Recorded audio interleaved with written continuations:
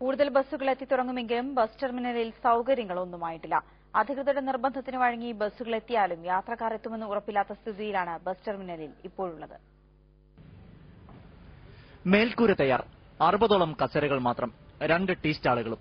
ഇത്രയുമാണ് ഇപ്പോൾ വൈറ്റില ബസ് ടെർമിനലിൽ ഉള്ളത്. പണി നടക്കുന്നുണ്ട്. ആദ്യം അനുവദിച്ച സമയപരിധി നീട്ടി നൽകിയെങ്കിലും പണി ഉദ്ദേശിച്ച രീതിയിൽ പൂർത്തിയായിട്ടില്ല. യാത്രക്കാർക്കും ജീവനക്കാർക്കുമുള്ള കക്കൂസുകളുടെ പണി പോലും തീർന്നിട്ടില്ല.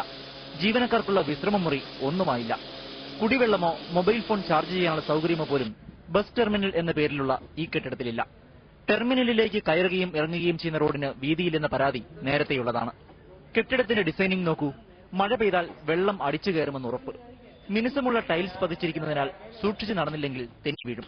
ബസ്സുകൾ പാർക്ക് ചെയ്യുന്നിടത്ത് മേൽക്കൂരയില്ല. മഴ നനഞ്ഞു തന്നെയേ ബസ്സിൽ കയറാനാകൂ. പാർക്കിംഗ് അടയാളങ്ങൾ, ദിശാബോർഡുകൾ ഇവയൊന്നുമായിട്ടില്ല.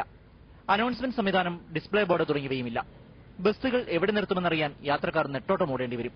ഹോട്ടലിന്റെ പണി നടന്നു വരുന്നതേയുള്ളൂ. ബുക്ക് സ്റ്റാൾ, സ്റ്റേഷനറി സ്ഥാപനങ്ങൾ തുടങ്ങിയവയ്ക്ക് കൊട്ടേഷൻ ക്ഷണിക്കണം. ഇതിനൊക്കെ പുറമെയാണ് വൈറ്റില ജംഗ്ഷൻ ചുറ്റി ടെർമിനലിൽ പ്രവേശിക്കുകയെന്ന കുരുക്ക്. തൃപ്പൂണിത്തുറ ഭാഗത്തുനിന്ന് വരുന്ന വഴി നേരെ കയറാമെന്ന് വെച്ചാൽ അവിടെ അതിനേക്കാൾ കുരുക്കാകും.